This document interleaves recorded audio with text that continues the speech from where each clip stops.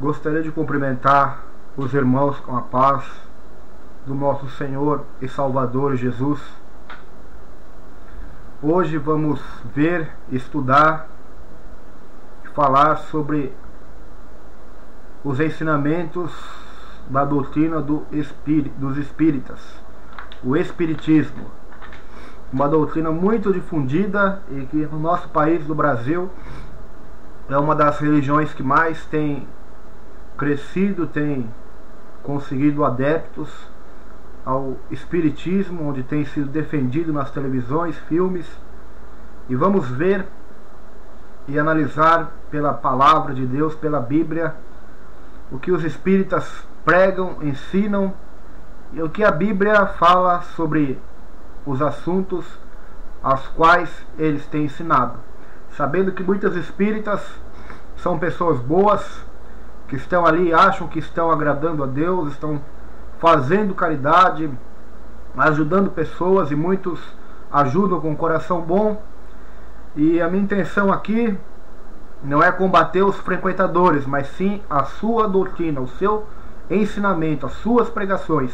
Nesta série apologética, a qual estamos fazendo sobre várias religiões, hoje vamos abordar esse tema, o espiritismo, e a sua crença e o que a palavra do nosso bom Deus tem nos ensinado acerca dessas coisas às quais eles têm pregado.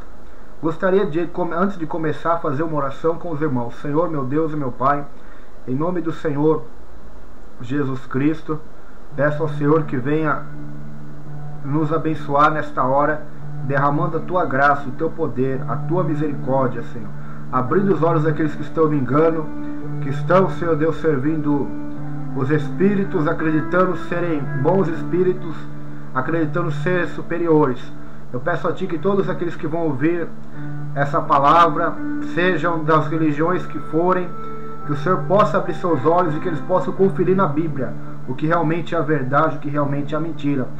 Pois a Tua palavra é a verdade desde o princípio, Senhor. Fala conosco, no nome de Jesus Cristo. Amém.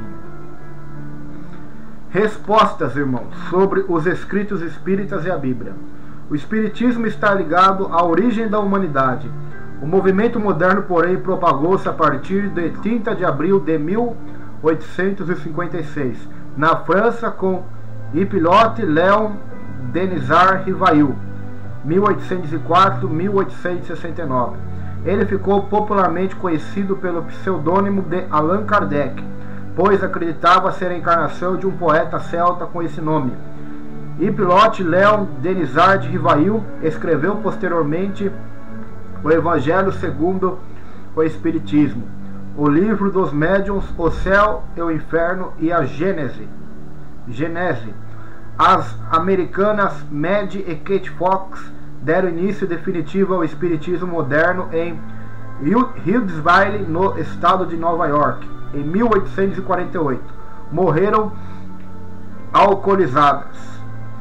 Sobre a credibilidade dos escritos espíritas, um autor chamado Tácito de Gamalete Filho, irmãos, comenta que o próprio Kardec afirmou que os espíritos costumam dar nomes e identidades falsos, mesmo sendo espíritos superiores.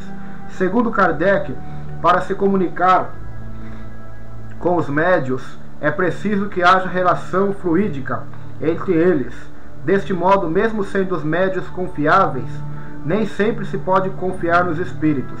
Kardec diz que eles podem ser fraudulentos, mentirosos, contraditórios ou ridículos. Por isso, há uma necessidade de codificação, isto é, da seleção do que é bom, certo e verdadeiro dentre as muitas comunicações dos espíritos. Por fim, a credibilidade acaba nas mãos da codificação e do codificador. Neste caso, responda honestamente. Isso pode dar alguma certeza da confiabilidade dos escritos espíritas? A Bíblia, meus irmãos, ela responde. Vamos ler aqui alguns textos da palavra de Deus. Salmos de número 119, versículo 89. Deixa eu abrir aqui a minha Bíblia e conferir com os irmãos. Salmos de número 119, versículo 89,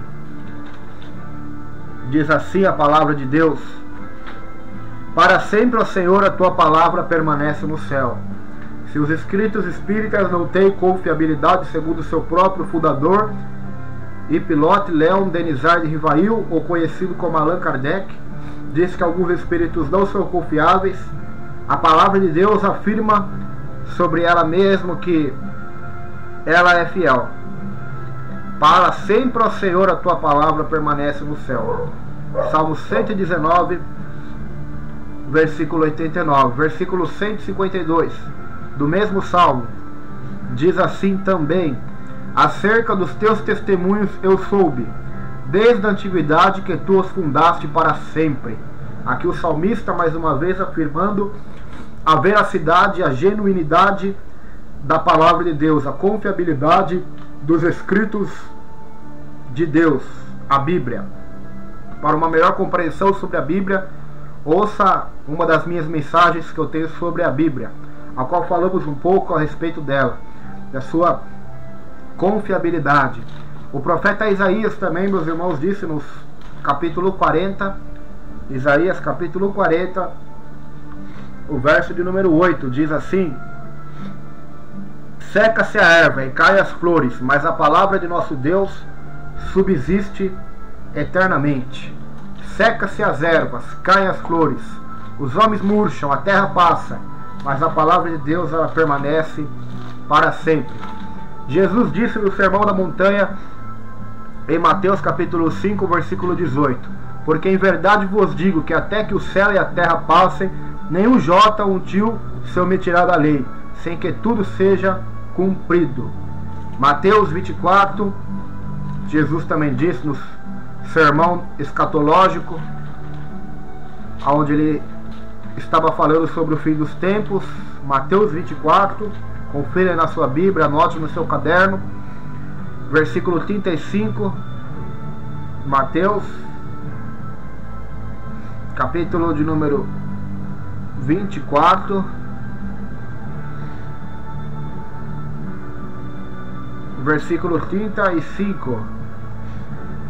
O céu e a terra passarão, mas as minhas palavras não hão de passar. Olha a superioridade de Jesus às demais religiões. Jesus disse em João 14, versículo 8: eu sou o caminho, a verdade e a vida. Ninguém vai ao Pai a não ser por mim. João 17, versículo 17, na oração do Getsêmani sacerdotal, como alguns teólogos a chamam, Jesus disse: Pai, santifica-os na tua verdade, pois a tua palavra é a verdade. Então, aqui vemos a diferença da palavra de Deus para os escritos espíritas, as quais o seu próprio fundador disse que muitos deles são mentirosos. E por que não dizer todos? Por que não dizer todos? Eles têm semeado o engano. 1 Pedro capítulo 1, versículo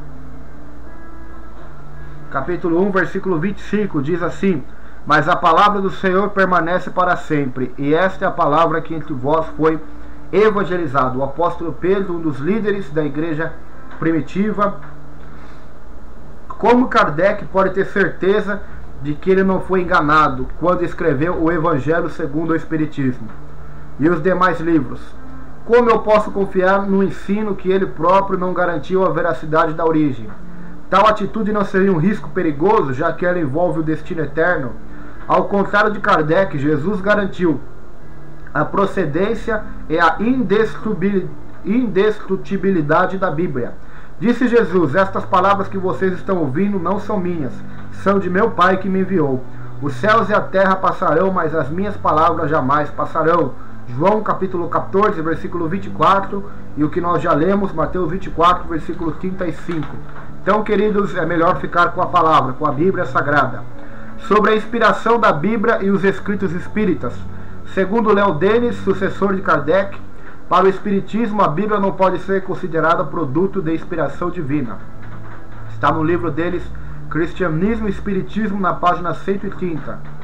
A Bíblia responde que toda a Escritura é divinamente inspirada e proveitosa para ensinar, para repreender, para corrigir, para instruir em justiça, em 2 Timóteo, 3º capítulo, verso 16 e 17. E se você quiser mais bases bíblicas, leia aí Jó, 23º capítulo, verso 12, e o Salmo 19, versículo 10, que diz que a lei do Senhor é perfeita, e o Salmo 119, versículo 14, confira aí na sua Bíblia.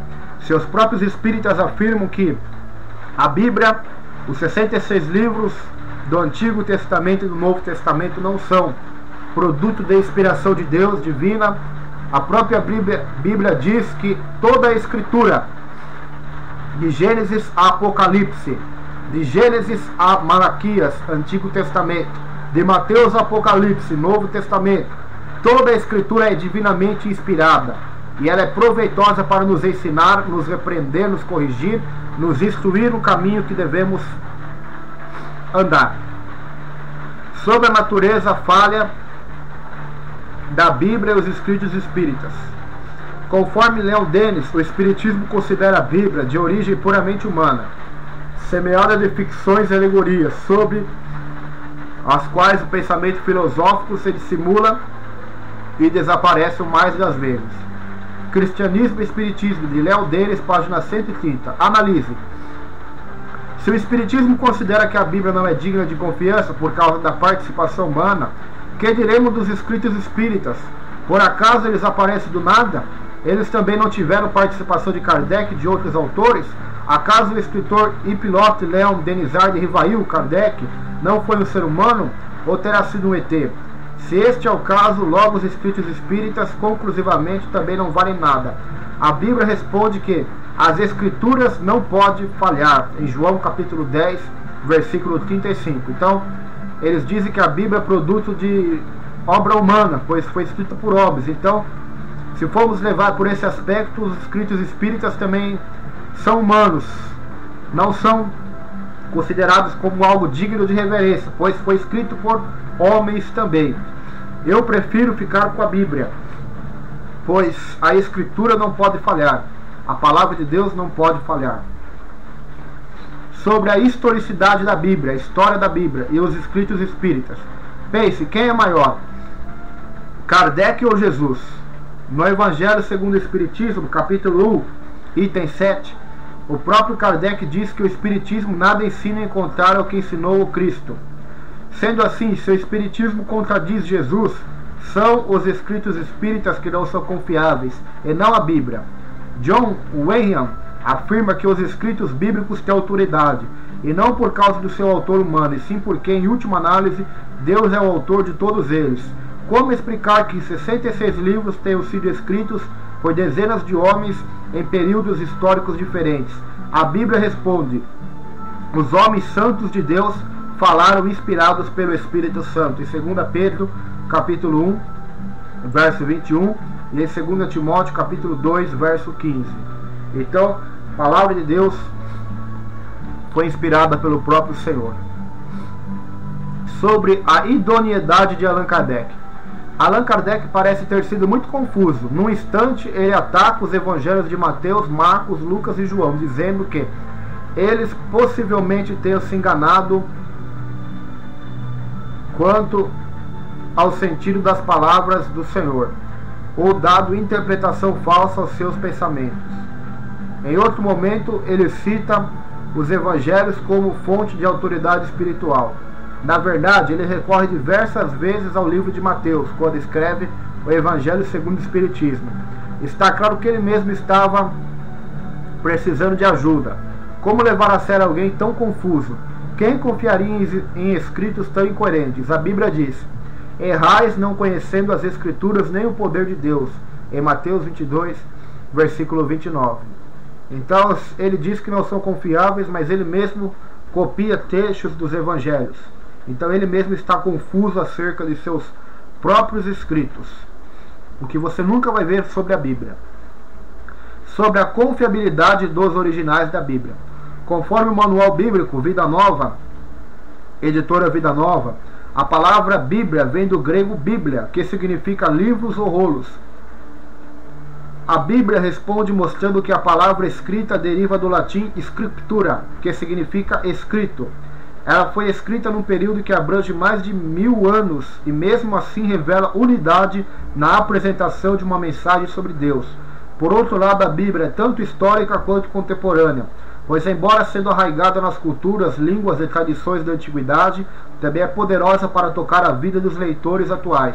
Apresenta uma mensagem simples e ao mesmo tempo complexa, fazendo dela o livro mais estudado do mundo. As descobertas dos originais somam como prova da sua confiabilidade, pois como os irmãos escutaram a minha pregação sobre a Bíblia, nas cavernas de Qumran, lá perto do Mar Morto, perto de Israel, eles acharam escritos antigos da Bíblia, e quando conferiram os originais com o que temos hoje, nada foi distorcido, nada foi mudado, mas permanece fiel ao seu original. E também a ciência, a Bíblia é ciência, muitas coisas que a ciência hoje tem descoberto, na Bíblia já falava-se há milhares de anos atrás. Está também no meu sermão sobre a Bíblia, você escute melhor, e mais para frente vamos fazer uma mensagem só sobre isso, sobre o cumprimento das profecias. Não há como negar o cumprimento das profecias. Essa é uma prova relevante da origem divina da Bíblia. Ou seja, as profecias bíblicas sobre o nascimento de Jesus em Belém, de uma virgem, sua morte, seu ministério, sua crucificação, sua ressurreição e muitas coisas hoje apocalípticas que estão acontecendo dos finais dos tempos têm se cumprido também. É mais uma confiabilidade. Sobre a autenticidade da Bíblia. Contrário ao que o Espiritismo ensina, a Bíblia não foi mutilada. O fragmento 7Q5 achado em Qumran, próximo ao Mar Morto, datado do ano 50 depois de Cristo, prova que ela se mantém intacta até hoje. Sobre a veracidade científica dos escritos espíritas. O Espiritismo arroga para si um caráter científico. O que você faria se descobrisse que diversas colocações ditas científicas dadas pelos espíritos não passam de lorota? Confiro que Allan Kardec escreveu sobre a Lua em Gênesis, o seu livro Gênesis, capítulo 6, verso 25. Para ser melhor compreendido seu estado geológico, pode ser considerado semelhante a um globo de cortiça cuja base voltada para a Terra seria formada de chumbo. Daí derivam duas naturezas especialmente distintas, existentes na superfície do mundo lunar. Uma sem nenhuma analogia possível, como a de nosso planeta, pois os corpos fluídeos e etéreos lhe são desconhecidos. A outra, leve em relação à Terra, pois que todas as substâncias menos densas se acumularam neste hemisfério. A primeira perpetuamente voltada para a Terra, sem água e sem atmosfera. A outra rica em fluidos, perpetuamente oposta ao nosso mundo. Walter Martin comenta que as descobertas da astronomia e das viagens espaciais realizadas pelo homem desmascaram a farsa, ou seja, tudo que os espíritos disseram a Kardec sobre a Lua e seus compostos é mentira. A ciência hoje tem descoberto totalmente o contrário. Sobre a suficiência da Bíblia. A Bíblia responde que há 7 pontos que respaldam a Escritura Sagrada. A autoridade divina, que está em Mateus capítulo 4. A autoridade divina sobre a Bíblia, Mateus capítulo 4. Pode notar, meus irmãos, que tudo que estamos falando, você seja um crente bereano, veja na sua Bíblia se eu estou inventando coisas da minha cabeça ou se realmente está escrito. Mateus 4, versículo 4. Esse é o problema de muitos crentes, são preguiçosos e por isso são marionete na mão de todo mundo.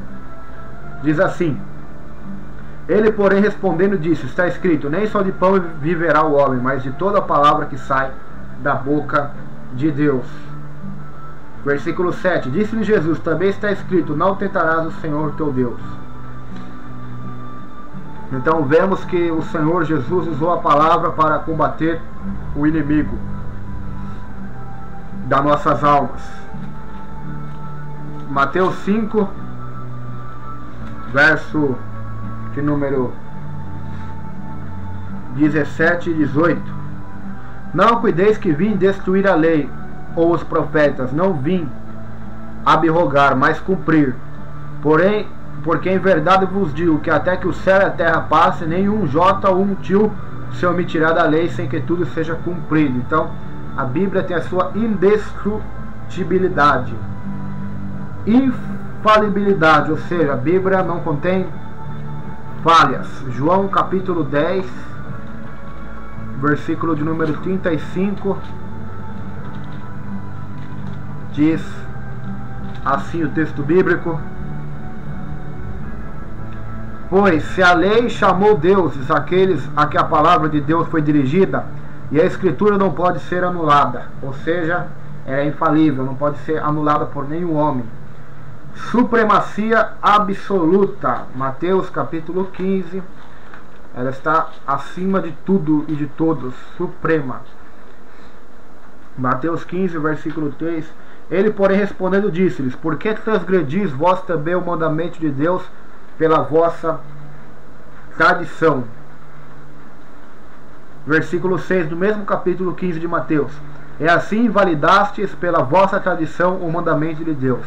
Então nenhuma tradição humana religiosa pode estar acima da Bíblia, nenhuma igreja, porque a Escritura está acima da igreja, a palavra está acima da igreja, a igreja tem que se enquadrar à palavra.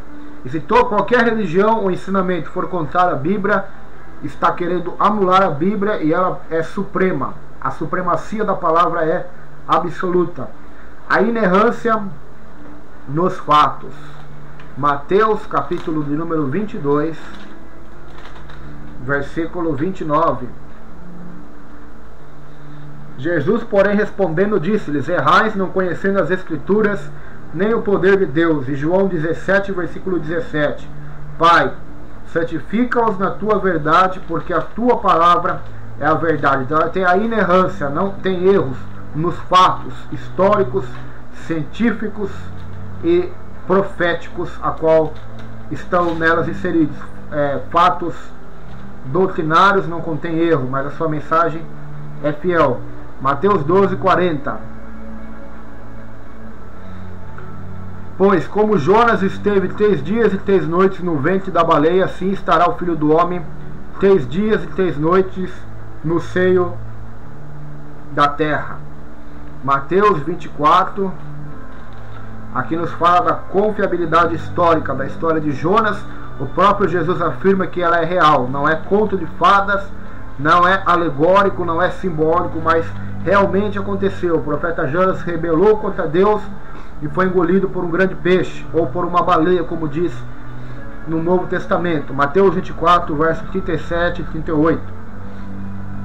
E como foi nos dias de Noé, assim será também a vinda do Filho do Homem. Porquanto, assim como nos dias anteriores ao dilúvio, comiam, bebiam, casavam e davam-se em casamento, até ao dia em que Noé entrou na arca, e não o perceberam, até que veio o dilúvio e os levou a todos. Assim será também a vinda do Filho do Homem. Então, mais uma vez, Jesus confirmando a história verdadeira de Noé. E assim como ele faz com muitos outros, Moisés, Elias e tantos outros da palavra do Senhor Deus. E a precisão científica, Mateus capítulo 19, versículo 4 e 5. E ele respondendo disse-lhes: não tendes lido que no princípio o Criador os fez macho e fêmea? E disse, portanto, deixará o homem pai e mãe, se unirá a sua mulher, e serão os dois uma só carne. João 3º capítulo, versículo 12. Se vos falei das coisas terrestres e não creste, como crereis se vos falar das celestiais?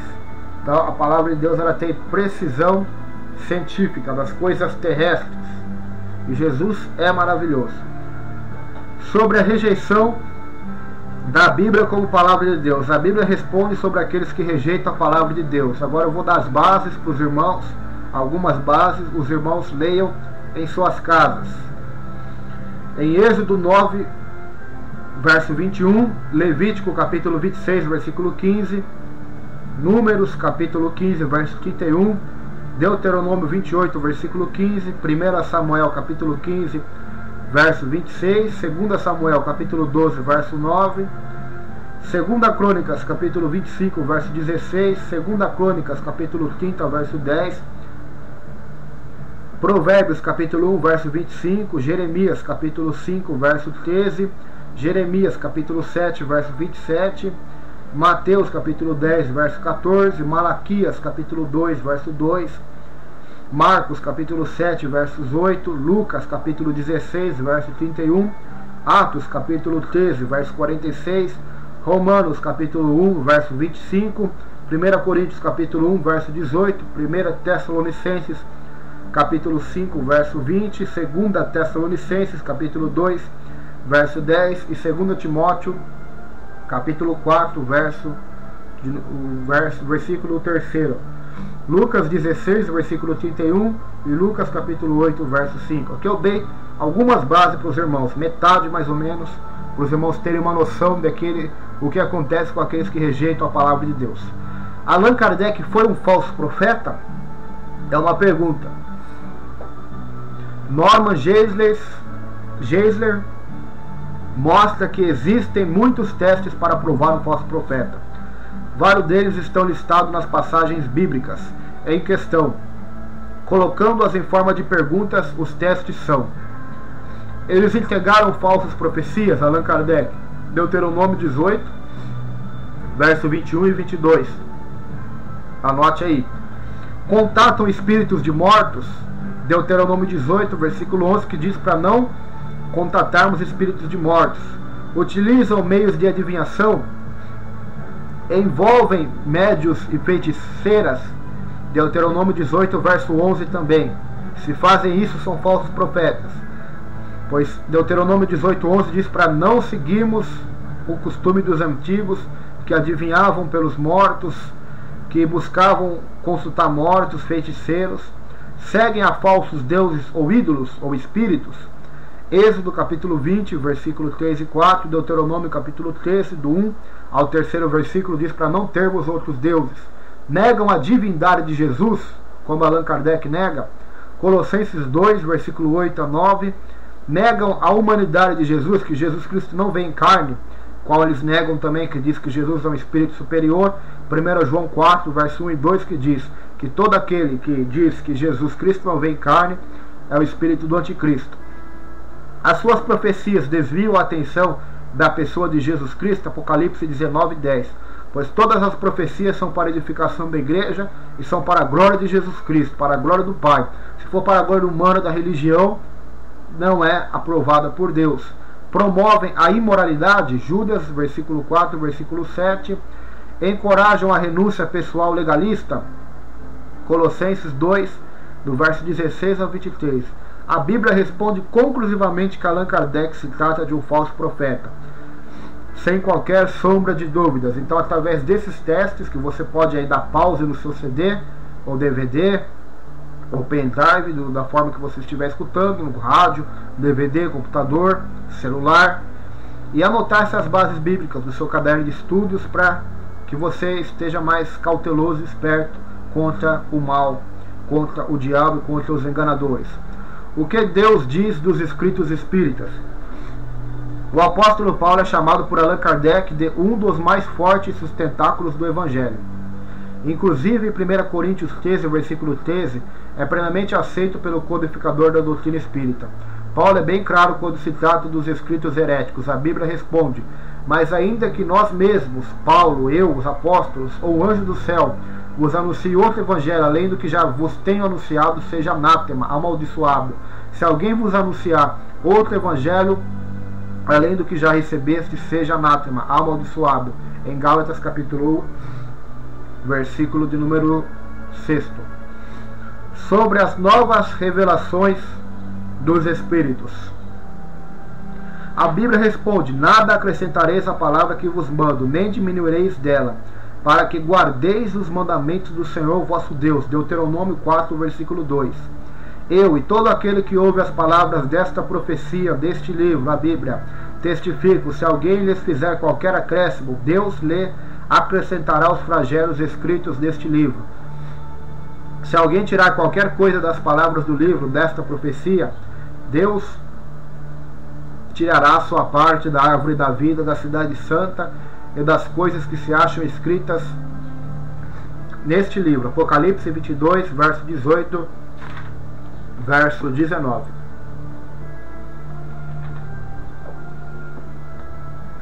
Sobre Jesus Cristo e os essênios, uma seita judaica antiga da época de Cristo. Muitos espíritas afirmam que Jesus tenha vivido entre os essênios, na comunidade de Quan. Nathanael Rinaldi apresenta diversos fatos que provam que Jesus não foi um essênio. Primeiro fato: os essênios abraçaram um legalismo radical como modo de vida. José, o historiador Flávio José, que tem seu livro A História dos Hebreus, editada pela CPAD das Assembleias de Deus, declara que eles guardam o sábado até ao ponto de não acender fogo neste dia. Jesus foi tolerante ao sábado, Mateus 12, do verso 1 ao 10. Segundo fato: os essênios tinham uma vida ascética, viviam no deserto, isolado da sociedade. Jesus vivia com o povo e não tinha problemas com comida, Mateus 11, verso 19. Eles tinham uma vida de monge, mais ou menos, os essênios. Terceiro fato: os essênios primavam pela limpeza exterior. Jesus se preocupava com a pureza interior, Marcos capítulo 7, do verso 5, verso 14 e verso 15. Quarto fato: os essênios não criam na ressurreição. Jesus não só ensinou a ressurreição, como ele mesmo ressuscitou. João capítulo 2, versículo 19 e 20. Está aí as bases bíblicas para você, irmãos. Muitos irmãos não gostam de ler, e tem uns que infelizmente têm até preguiça de ouvir uma mensagem dessa, dar um pause e conferir na sua Bíblia os versículos. E se eu for falar todas as bases junto com o estudo, vai ter que ser os 4 estudos sobre isso. Então, eu estou dando só as bases, os irmãos leiam aí na sua casa as bases bíblicas, se os irmãos quiserem crescer mais na graça e no conhecimento. Os essênios não criam na ressurreição. Jesus não só ensinou a ressurreição, como ele mesmo ressuscitou. João capítulo 2, verso 19 e 20. Quinto fato: que Jesus não era essênio, como os espíritas afirmam. Os essênios olhavam para os doentes como impuros e guardavam distância deles, mas Jesus curou a todos os que vieram a ele. Mateus 21, verso 14, Lucas 14, do verso 13 ao 21. Os essênios discriminavam a mulher, Jesus não. Lucas 13, verso 20 e 21 e João capítulo 4, do verso 1 ao 30, sua conversa com a mulher samaritana. O que Jesus fez dos 12 aos 30 anos? Notovik diz que Jesus viveu na Índia dos 12 aos 30 anos. As evidências, porém, comprovam que Jesus foi criado como um judeu comum, indo à sinagoga e não a templos hindus. Lucas capítulo 4, do verso 16 a 22, e o capítulo 5, verso 52. Em Israel, conforme Roland de Vaux, trabalhava-se em regime de oficina familiar, e o pai transmitia o ofício ao filho. E isto, segundo Jeremias, exprimia-se pelo seu agrupamento local. Portanto, conclui Fernando, Jesus era conhecido como Tecton, trabalhador em madeiras, carpinteiro, de Nazaré, até os 30 anos de idade. Mateus capítulo 13, verso 55. Os espíritas afirmam que Jesus foi até a Índia, até inclusive há um documentário sobre isso, mas Jesus, ele cresceu na sua nação, em Israel, em Nazaré particularmente, e aprendeu a profissão de carpinteiro com seu pai. Como ele era o irmão mais velho, com certeza a tradição diz que José era bem mais velho do que Maria, consequentemente logo ele morreu e Jesus ali ficou numa responsabilidade maior. Isso é uma teoria, não estou afirmando que isso aconteceu, mas é o que eu acredito pelos meus estudos da palavra de Deus, que Jesus ali foi como um pai de família. Ele cuidou de seus irmãos, de Maria, foi um bom carpinteiro, até que quando ele volta a Nazaré, os irmãos dele não acreditam nele, nem o povo de lá. Eles se escandalizam nele, diz a Bíblia, não diz, mas não é este o filho de José? Ele não estava aqui conosco, não cresceu conosco, ele, suas irmãs e seus irmãos, e escandalizavam-se nele, diz a Bíblia. E Jesus falou: nenhum profeta tem honra na sua própria pátria. Pois eles falavam ali que Jesus não era filho de Deus, era filho de José, era um simples carpinteiro, pois ali ele cresceu. E daí então a prova de que Jesus não foi para a Índia ou para Angola ou para qualquer coisa que os espíritas ou as religiões querem inventar. Foi hindu não, mas ele cresceu como um judeu comum, foi à sinagoga, aprendeu as escrituras, leu as escrituras e foi um bom carpinteiro. A Bíblia diz que ele foi experimentado nos trabalhos, como diz o profeta Isaías. Sobre os livros extracanônicos. A palavra canon deriva da palavra semita que significa junco, que representa régua. Daí deriva o sentido de norma e, por fim, lista ou rol. Aplicado à Bíblia, canon refere-se à lista dos únicos escritos inspirados como a palavra de Deus para nós. Por esse motivo, os livros extracanônicos não são reconhecidos como a única regra de fé e prática. Esses livros, segundo Broades de Haile, eram aqueles lidos publicamente pela igreja como fundamento apostólico, ou seja, a palavra do Senhor nosso Deus. Apocalipse capítulo 1, verso 3, capítulo 2, verso 7, capítulo 22, verso 18, 1 Timóteo 4, 13, 1 Tessalonicenses 5, 27. Depois você confira da sua casa. Agora vamos entrar em algo que eu creio que muitos já estavam curiosos querendo saber, sobre a reencarnação. Resposta sobre a reencarnação na Bíblia. O que é reencarnação? É você reencarnar. Eu morro aqui, depois eu vou reencarnar novamente nessa terra, em uma outra vida, ou seja mulher, seja homem, até mesmo animais. Os hinduístas, eles adoram ratos e adoram vários deuses, porque muitos acreditam que são seus parentes, seus pais, vô, avós, bisavós que faleceram. Por isso eles não matam vaca, ratos, pois a crença do hinduísmo também tem a reencarnação. A Bíblia diz em Hebreus 9, capítulo 9, versículo 27, diz: aos homens está ordenado morrerem uma só vez, depois disso juízo.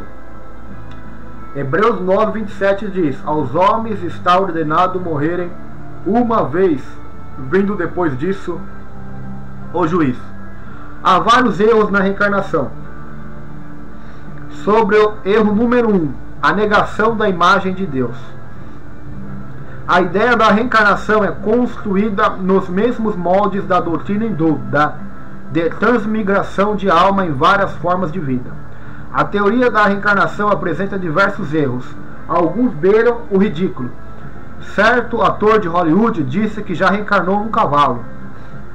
Naturalmente, se ele quer sentir-se um cavalo, o problema é dele. Até estou dando risada, irmão, porque é engraçado.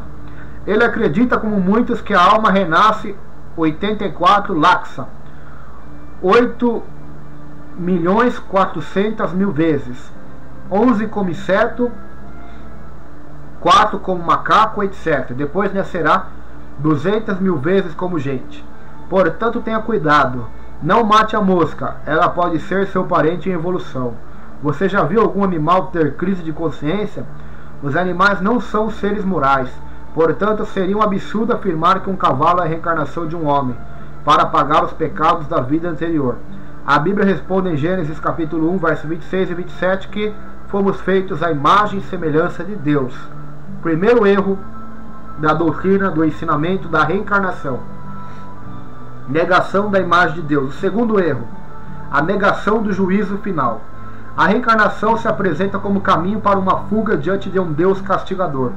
A reencarnação abre caminho para fugir das graves ameaças da condenação que pairam sobre o pecador. Em lugar do homem, na morte, ter de se apresentar perante um tribunal divino, a doutrina da reencarnação oferece ao indivíduo uma segunda oportunidade. A pessoa pode tentar outra vez quando na primeira não conseguiu. Ao contrário desta mentalidade, a Bíblia responde que comparecer perante o juízo de Deus é um fato inevitável. Algumas bases bíblicas aí para os irmãos se divertirem.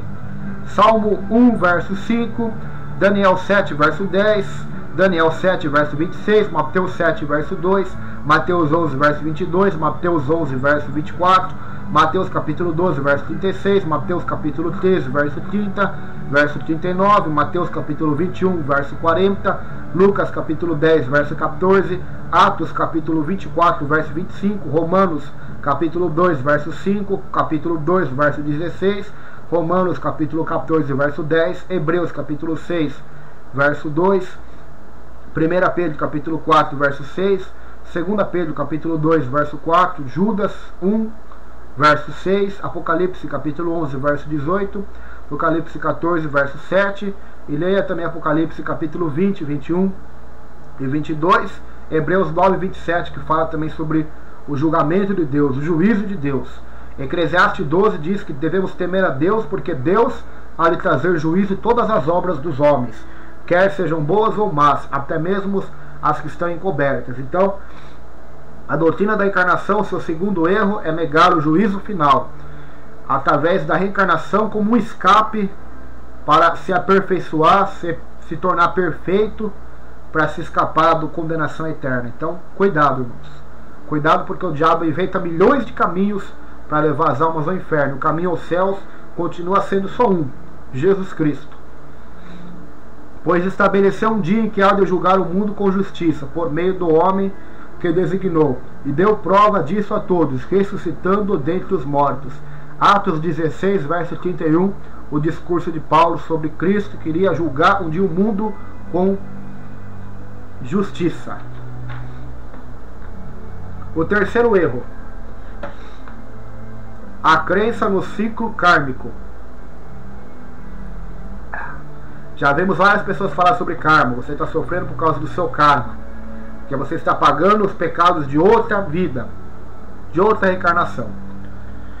Renold Blanc diz que a reencarnação é contraditória no seu ciclo kármico. Se o resultado de tantas reencarnações sucessivas é realmente um ser humano sempre mais evoluído, onde poderemos ver tais indivíduos já quase no fim de seus ciclos de reencarnações? Deveriam ser visíveis, já que são pessoas de ideais na quase plenitude do seu existir. Onde estão eles? E se todos os seres humanos, desde o início do gênero humano, estão dentro deste ciclo de reencarnações cada vez mais perfeitas, tais pessoas quase perfeitas deveriam ser visíveis em massa. Deveria haver muitas delas. E onde estão elas? Mas se não houver muitas delas, porque o processo evolutivo de perfeição fracassou, na maioria dos casos até agora. Então devo dizer que essa perspectiva não é nada animadora. A Bíblia diz que a história segue para um fim, já anunciado no Antigo e no Novo Testamento. Mateus 25, verso 32. O quarto erro: a negação da graça de Deus. Segundo Allan Kardec, toda falta cometida, todo mal praticado é uma dívida contraída que deverá ser paga. Se não for numa existência, ou será na seguinte ou nas seguintes. O Céu e o Inferno, página 88, de Allan Kardec. A doutrina reencarnacionista do karma é incompatível como uma das verdades fundamentais do cristianismo, porquanto encontramos no coração do Evangelho a mensagem de um Deus que perdoa, a mensagem do Deus da graça, que sustenta a pessoa humana, o Deus que não exige dessa pessoa que faça tudo sozinho, o Deus de amor que faz dos fragmentos de uma vida humana um todo. No centro da boa nova do Evangelho há uma certeza de que em lugar da retribuição haverá perdão. A Bíblia responde que é pela graça que somos perdoados. Mas quando da parte de Deus, nosso Salvador, se manifestarem a bondade e o amor pelos homens, não por causa de atos de justiça por nós praticados, mas devido à sua misericórdia, Ele nos salvou pelo lavar regenerador e renovador do Espírito Santo. Tito, 3º capítulo, verso 4, verso 5. Então, a doutrina espírita nega a graça de Deus, o perdão, a salvação, o Evangelho. E a palavra de Deus diz que nós somos salvos pela graça e que Cristo quer nos perdoar. Como Kardec diz que se você pecou nessa geração, você contrai uma dívida e na reencarnação posterior você vai pagar por ela, o karma. Assim, muitos que sofrem hoje nessa terra, que são espíritas, acreditam que é um karma. Se eles estão doentes, eles não vão procurar cura, não vão pedir a Deus que os cure. Se estão sofrendo no casamento, não vão pedir a Deus a cura, porque eles acham que é um karma de reencarnações passadas. Mas a Bíblia diz que cada um de nós vamos dar conta de si mesmo a Deus, e que o homem está ordenado morrer uma só vez, depois vindo o julgamento, o juízo. Sobre o erro número 5, a negação do amor ao próximo. Nesta crença, o sofrimento e as boas obras libertam a pessoa das reencarnações. Como pode ser possível se, quando faço bem a pessoa, livrando-a do sofrimento, retiro com isso a chance que ela tem de pagar a dívida da vida anterior? Pense, neste caso ele estaria na realidade fazendo-lhe mal e não bem, já que no fim acabaria condenando a mais reencarnações. Fatalmente, eu também não seria condenado por isso?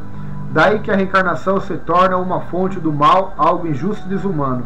Veja o que a Bíblia responde em 1 João 4, do verso 19 ao 21. Sexto erro, a negação da pessoa humana. Na reencarnação a pessoa perde a identidade da vida anterior. É como se a vida passada simplesmente se desintegrasse no tempo pela necessidade de assumir novas personalidades. A pessoa, portanto, é engolida pelo cosmos e acaba virando nada. Isso não faz sentido. Que propósito teria a vida então? Ao contrário, Deus nos ama e leva em conta a nossa identidade. Você é um ser único e irrepetível. A Bíblia responde em Daniel 12, do verso 2 ao 3, que na ressurreição sua identidade será mantida, ou para a vida eterna, ou para a perdição eterna. Vamos ler. Muitos dos que dormem no pó da terra ressurgirão, uns para a vida eterna e outros para a vergonha e o desprezo eterno. Os que forem sábios resplandecerão como o fulgor do firmamento, e os que a muitos ensinam a justiça refugirão como as estrelas sempre e eternamente. Sobre o erro de número 7 da doutrina da reencarnação, a negação da ressurreição. A doutrina da reencarnação não tem base bíblica. O Novo e o Antigo Testamento falam apenas da ressurreição. A reencarnação nem mesmo é cogitada na Bíblia. A Bíblia responde: disse Jesus, eu sou a ressurreição e a vida. Aquele que crê em mim, ainda que morra, viverá. E quem vive e crê em mim, não morrerá eternamente. Você crê nisso? João capítulo 8, verso 25, verso de número 26. O oitavo erro, a negação da identidade pessoal. Considere o caso de Lázaro de Betânia. Mesmo após ter sido ressuscitado, continuou sendo Lázaro. Isso se deu com Jesus, que mesmo ressurreto foi reconhecido pelos discípulos como o mesmo que conviveu com eles antes de sua morte. Inclusive a Bíblia responde que Jesus fez refeições com eles após a ressurreição, indicando que não era de fato o espírito ou fantasma, e sim o ser de carne e osso glorificado. João 20 e 21, capítulo 20 e 21, e Lucas 24, do verso 31 a 39. Sobre o erro nono, a negação do perdão de Deus. Porque o ladrão da cruz não precisou reencarnar para ser salvo? Se houvesse reencarnação, para que existiria a necessidade do perdão? O perdão tira a condenação do pecado. 1 João 1, do verso 7 ao 9, Romanos capítulo 1, verso 1, e Lucas capítulo 23, do verso 39 ao 44. Por que deveríamos pagar com sofrimento aquilo que já foi perdoado? Miqueias capítulo 7, verso 18 ao 20, Hebreus capítulo 10, verso 17. Se Deus se esqueceu dos nossos pecados do passado, com arrependimento, no mínimo, seria tolice pagar por eles em outras vidas. Miqueias 7, do verso 18 ao 19. Analise o que a Bíblia responde em Isaías 43, 25 e 44, 22. Sou eu mesmo aquele que apaga as tuas transgressões por amor de mim, e que não se lembra mais de seus pecados.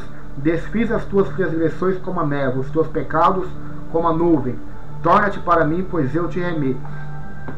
Se Deus, com o seu maravilhoso amor, apaga os nossos pecados, a reencarnação perde completamente o sentido. Décimo erro, a negação da ciência. O Espiritismo tenta estabelecer argumentos científicos para a reencarnação. Não parece meio estranho, já que a própria ciência ensina que a vida humana individual se ensina na concepção? A Bíblia responde, Eclesiastes 11, 5, que é no ventre que se inicia a vida. Assim como você não conhece o caminho do vento, nem como o corpo é formado no ventre de uma mulher, também não pode compreender as obras de Deus, o Criador de todas as coisas. Sobre o erro de número 11, a negação do tempo da salvação. Os espíritas creem que uma vida não é suficiente para que a pessoa tenha tempo hábil para ser salva. Por isso é necessário que ela passe por várias reencarnações. Ronald Scott Bruno diz que essa teoria sustenta o aperfeiçoamento dos homens através de sua autoexpiação de culpas presentes e passadas. Assim, através de sucessivas reencarnações, a pessoa, ou melhor, o espírito dessa pessoa, acabaria atingindo o estado de perfeição, libertando-se das culpas e imperfeições que pesam sobre a sua vida. Mas alguém que vive cerca de 60 anos terá de desfrutar de aproximadamente 720 meses, 21.900 dias, 525.600 horas e 31.536.000 segundos. Se isto não for tempo suficiente para se arrepender dos pecados e buscar reconciliação com Deus, nem mesmo 1 milhão de vidas será suficiente. A Bíblia responde, pois ele diz: ouvi-te em tempo aceitável e socorri-te no dia da salvação. Digo agora, o tempo aceitável, agora é o dia da salvação. 2 Coríntios 6, verso 2. O 12º erro da doutrina espírita da reencarnação: a negação do mal. Se o sofrimento nesta vida sempre resulta do mal feito numa vida anterior, teria de haver uma regressão infinita de vidas anteriores, mas uma regressão infinita do tempo não é possível, já que se houvesse um número infinito antes de hoje jamais chegaria, mas o hoje chegou, logo não houve um número infinito de vidas anteriores, como a reencarnação tradicional parece pressupor. A Bíblia responde que o pecado está ligado ao mal. Romanos capítulo 5, verso 12. A negação da perfeição divina. 13º erro: Deus, a suprema perfeição, não poderia criar nunca espíritos imperfeitos e submetê-los ao sofrimento. Onde ficaria o livre-arbítrio? Como alguém pode reencarnar diversas vezes e aprender tudo de novo? Por que os espíritos não comunicam novos conhecimentos? Veja o que a Bíblia responde em Tiago capítulo 1, verso 17. O 13º erro da reencarnação: a negação da responsabilidade do homem diante de Deus. A crença na reencarnação produz uma atitude cômoda diante das maldades. Posso fazer porque vou pagar na próxima encarnação. A Bíblia responde que esta vida precede o julgamento, e como aos homens está ordenado morrer uma só vez, vindo depois disso o juízo. Hebreus 9, 27. 14º erro: a negação da obra de Jesus. Conforme o Instituto Cristão de Pesquisa, ICP, Leon Denis, o segundo na hierarquia espírita depois de Kardec, declarou blasfemamente: não, a missão de Cristo não era resgatar com seu sangue os crimes da humanidade. O sangue mesmo de um Deus não seria capaz de resgatar ninguém. Cada qual deve resgatar-se a si mesmo. Cristianismo e Espiritismo, página 86. A Bíblia responde que Paulo afirma em 1 Coríntios 15, do verso 3 ao 4, que a missão de Jesus Cristo a este mundo foi a de salvar, e por isso morreu por nós pecadores, tomando assim desnecessária a reencarnação. Sobre o 15º erro: a negação da história. Como se explica o crescimento explosivo da população mundial? No mundo atual não parece convincente o resultado da progressiva evolução dos seres humanos em processo de purificação do karma. Segundo o Espiritismo, a evolução do indivíduo é uma evolução rumo a um humanismo melhor, a uma caridade maior. Então a evolução do sistema social entrelaçado também deveria apresentar essa mesma direção. Entretanto, quando olhamos para o mundo, onde é que podemos constatar uma evolução assim? Veja o que a Bíblia responde, 2 Pedro, 3º capítulo, do verso 5 ao 13, e 1 João, capítulo 5, 19, e em 2 Timóteo 13, do verso 1 ao 4. Era para o mundo melhorar se a doutrina da reencarnação fosse verdadeira, mas como é falsa, cada vez mais os homens pioram. Em vez de se aperfeiçoarem, eles pioram. Então nós vemos aí que ela nega a história, nega a morte. A doutrina da reencarnação faz do sério escândalo da morte humana acontecimento inócuo. A morte não é a partida para algo incerto. Para que se construiu então esta personalidade, se ela agora desaparece? A Bíblia responde em João 14, verso 1 ao 6, que vamos um dia estar diante do Senhor, que é o caminho, a verdade e a vida. Então, queridos, vamos prestar atenção. Eles negam a obra de Cristo na cruz, negam a história, a responsabilidade do homem diante de Deus, negam a morte, a negação do ser humano. A crença na reencarnação é inconsistente e autodestrutiva. Ela é, no mínimo, inconcebível. Pense, da morte, o corpo, que é a parte material do ser humano, é destruído. enquanto a parte espiritual se reencarna em outro corpo na próxima vida. Sendo assim, em que parte se conserva a cultura aprendida na vida passada? No espírito, dizem. Ele é imortal. Então, por que a pessoa não nasce falando e interagindo com o mundo a partir do que ela aprendeu na vida anterior? Não é o mesmo espírito que reencarna? Ou ele nasce com amnésia? A Bíblia responde que o ser humano é um ser único que passa a existir ainda no ventre. Davi diz: Tu criaste o íntimo do meu ser e me teceste no ventre de minha mãe.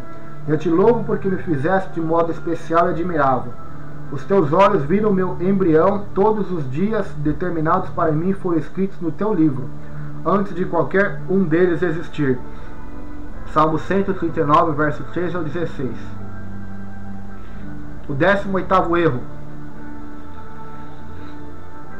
da reencarnação, a desvalorização do homem. Reynolds argumenta que a teoria da reencarnação desvaloriza o homem como ser corporal. Em toda a tradição bíblica, a fim da obra criadora de Deus é sempre a corporeidade. Deus nunca age com vibrações, fluxos energéticos ou corpos astrais. Ele age sempre com homens concretos dentro de uma história visível e concreta. Em toda a história da revelação bíblica, Deus nunca age com almas espirituais, nem mas sempre com pessoas corporais visíveis e palpáveis. No seu agir, ele não falava de níveis energéticos e vibrações espirituais, mas de coisas seculares, como fome, cegueira, semias e banquetes, ovelhas perdidas e prostitutas. Jesus agiu dentro de uma história concreta que envolve corpos concretos. O Espiritismo conserva o conceito negativo do corpo com argumentos baseados em suposições. Jamais se provou cientificamente a teoria das descargas energéticas dos fluxos magnéticos, de núcleos vibratórios, de chakras e polos magnéticos. A Bíblia responde que há ressurreição. Jó 14, verso 14, Eclesiastes 3º capítulo, verso 21, Isaías 25, verso 8, Daniel 12, verso 12, verso 2, Marcos 12, verso 26, João capítulo 5, verso 21, verso 29, João capítulo 6, verso 45 e 54, João capítulo 11, verso 23, Atos 23, verso 6 e 24, verso 21 e 26, verso 8, Romanos 4, 17, 1 Coríntios 6, 14, 1 Coríntios 15, capítulo inteiro, Hebreus capítulo 6, verso 2 e Apocalipse 20, verso 6. A Bíblia afirma que haverá ressurreição. Agora vamos ver mais uma doutrina espírita. Vimos a reencarnação, vamos ver agora sobre a mediunidade e a Bíblia. O médium. Allan Kardec diz que as instruções dadas pelos espíritos são verdadeiramente as vozes do céu, que vêm declarar os homens e convidá-los à prática do Evangelho. Evangelho segundo o Espiritismo, introdução. Para fundamentar esta crença, os espíritas usam diversos textos bíblicos. Analise-os. Para os espíritas, o caso de 1 Samuel capítulo 28, os irmãos leiam aí nas suas casas, quando Saul tenta se comunicar com Samuel já morto, é uma evidência da prática da mediunidade. Dizem que quem de fato apareceu foi Samuel. Todavia, numa simples análise exegética, apologética, a Bíblia responde exatamente o contrário. Por que não era Samuel? Em 1 Samuel capítulo 15, verso 23, o profeta rejeita a prática de mediunidade, condenando-a. Leia Levítico 20, versos 6 e 27. A ordem dada em Israel era para que se extirpasse os médiuns e adivinhos. Como Saul morreu dias após a consulta a pitonisa, não foi ele que repassou a história. O fato foi contado pelos seus servos, 1 Samuel 28, versos 7 a 8, que eram estrangeiros. 1 Samuel 21, verso 7. Foram eles mesmos que levaram Saul a médium. 1 Samuel 28, verso 7. Você lê aí na sua casa e analisa. Indicando que a história sofreu influência de suas crendices. 1 Samuel 28, verso 11 e 14 revela que a manifestação foi subjetiva. Não foi Saul, mas a própria mulher que entrou em transe e disse ter visto um homem subindo. Pela descrição, Saul, sem ver, concluiu que fosse Samuel. Seria de Deus tal manifestação? Não. 1 Crônicas 10, verso 13 ao 14, mostra que Saul morreu por causa da transgressão que cometeu ao consultar uma necromante. Como poderia ter morrido em juízo por algo que Deus mesmo teria aprovado? Na verdade, essa manifestação foi diabólica. O Senhor o rejeitou como rei porque consultara a médium. Leia Levítico 20, versos 6 e 27. Veja o que Deus pensa dos médios e de quem os consulta, aqueles que incorporam espíritos. Esse Samuel teria falado a verdade? Esse suposto Samuel que apareceu a Saul? Não. Ele não era o profeta Samuel. Samuel era um homem de Deus e jamais mentiria. Satanás, porém, é o pai da mentira. João 8,44. E na verdade o que ocorre em 1 Samuel 28,19 é que um espírito enganador da parte de Satanás se passa por Samuel. Ele afirma que Saul seria entregue na mão dos filisteus. Contudo, essa predição, por ser mentirosa, não aconteceu. 1 Samuel 31,4 mostra que Saul tentou o suicídio. Finalmente, quem o matou foi um amalequita e não um filisteu. Sendo, 2 Samuel 1, do verso 116. Sendo cremado depois pelos homens de Jabe e Gileade. Eles também não eram filisteus. Além desses erros, ele também predisse o espírito que falava que era Samuel, que todos os filhos de Saul morreriam. Em 1 Samuel 31,8 e 2 Crônicas 10, do verso 2 ao 6, mostra a sua mentira, ao mencionar que somente Jonatas morreu. 2 Samuel 21,8 fala que Armone e Mefibosete escaparam, e Isbosete reinou por 2 anos. 2 Samuel 2, verso 10. Para terminar, observe que ele predisse que Saul morreria no dia seguinte. Isso também não ocorreu. 1 Samuel 30, do verso 1 ao 8. Então vemos aí várias análises, porque existe uma ciência, a arte de interpretar a Bíblia, que na teologia se chama hermenêutica, ou seja, analisando o texto e o contexto. Então, quando a mulher diz que vê um espírito subindo da terra, quando Saul vai tentar invocar o espírito de Samuel, e ele mesmo disse que era Samuel, não foi nem a médium que disse isso.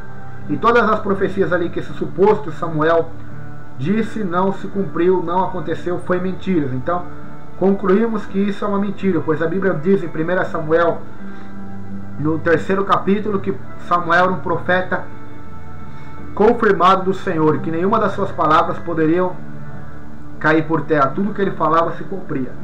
A Bíblia responde que o suposto Samuel subiu da terra. 1 Samuel 28, 11 e 13. Ora, de onde vem quem vem do céu, já que estamos falando de um homem de Deus? Em hipótese alguma poderia ser de baixo. Esse fato só comprova, portanto, que na verdade se trata de um espírito maligno, pois quem emerge do abismo, de acordo com Apocalipse 9, do versículo 2 a 11, são demônios, e não gente de Deus. Mais algo polêmico nos espíritas, sobre João Batista e Elias. Os espíritas dizem que João Batista foi a reencarnação de Elias, baseado em Mateus 11, 10 a 14. A Bíblia responde que esta passagem está relacionada à profecia de Malaquias 4, 5 e o seu cumprimento. A reencarnação é inaceitável nesse caso, porque os próprios judeus não criam nela e sim na ressurreição. João Batista disse que não era Elias. João capítulo 1, 21. Quando Jesus mencionou João como Elias, que havia de vir, queria dizer que o ministério profético de João era semelhante ao de Elias em caráter e em poder. A revelação a Zacarias deixa isso bem claro. Lucas capítulo 1, verso 17, de que João Batista viria no poder e no espírito de Elias. E outra coisa, Elias não reencarnou porque Elias não morreu, ele foi arrebatado por Deus aos céus. E João Batista estaria no mesmo ministério, no mesmo poder, no espírito que estava Elias, na mesma unção. Assim como Eliseu recebe uma unção dobrada de Elias, assim João Batista tinha uma unção especial de Deus para proclamar e preparar o caminho do Senhor. Sobre a transfiguração, os espíritas dizem que ali se deu uma sessão ao ar livre e que evidenciava a reencarnação de Elias e João Batista. Mateus 17, do verso 3. Essa última afirmativa carece de fundamentos, como já foi analisado. A Bíblia responde que no próprio texto Jesus explica a vinda de Elias. Seus discípulos compreenderam que se referia a João Batista, como Elias teria voltado se ele não morreu. 2 Reis 2:11. A finalidade de acontecimento foi mostrar que Jesus é o Messias, Moisés representa a lei, Elias os profetas, e Jesus é o seu cumprimento definitivo. Além do mais, João Batista tinha acabado de ser morto. Pense bem, se a reencarnação fosse verdade, a aparição do Monte da Transfiguração em Mateus 17 deveria ter sido de João Batista, já que ele seria a última encarnação de Elias. Jeremias 23, do verso 36 ao 40. Então vemos aí a mentira combatida pela própria Bíblia. Paulo diz que Satanás se transforma em anjo de luz para enganar os seus servos, a humanidade. Se ele enganou a terça parte dos anjos no céu, que via Deus, a glória de Deus, imagina os homens que andam pela fé. Então ele tem enganado muitas pessoas, aparecendo em espíritos de mortos, espíritos familiares, em forma de anjo, como apareceu para os fundadores do mormonismo, dos testemunhos de Jeová, do islamismo, Maomé. Então você, irmão, deve vigiar com essas aparições. Sobre o novo nascimento, os espíritas dizem que o novo nascimento, referido por Jesus na conversa com Nicodemos em João 3, está relacionado à reencarnação. Esta tese, porém, não é verdadeira.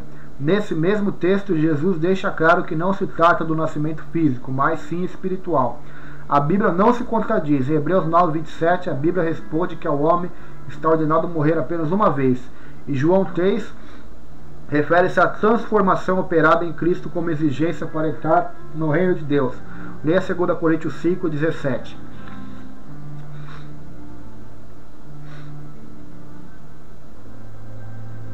Sobre o cego de nascença, João capítulo 9. A Bíblia responde que este homem não nasceu cego para pagar pelos erros da vida passada, mas para a glória de Deus, pois eles dizem que esse cego nasceu porque seus pais tinham pecados, seus antepassados, mas ele nasceu cego para manifestar a glória de Deus, a glória do Senhor Jesus Cristo para a salvação.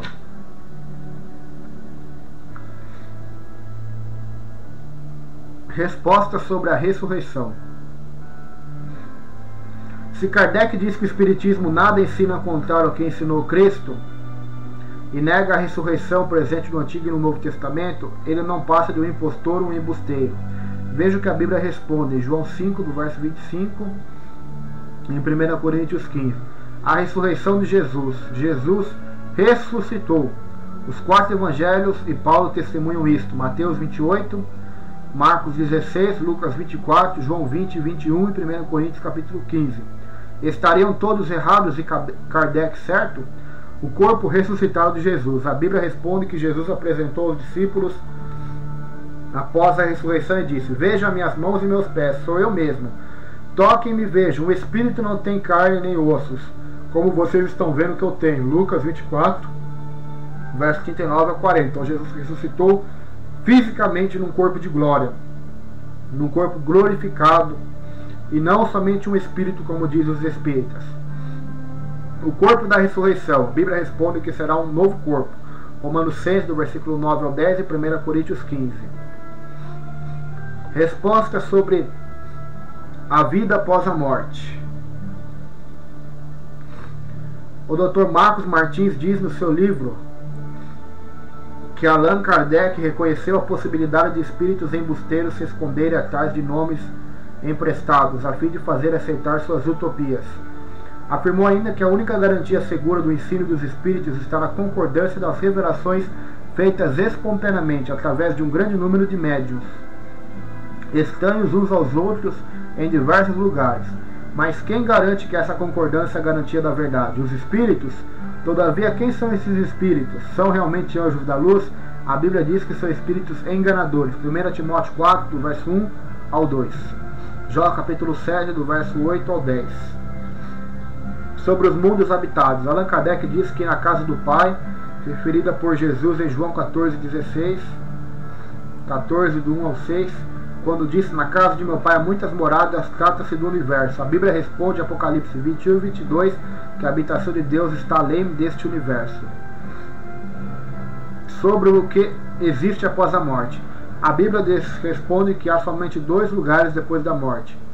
Ressurgirão uns para a vida eterna e outros para a vergonha e desprezo eterno. Daniel 12, 2. Sobre a existência do céu.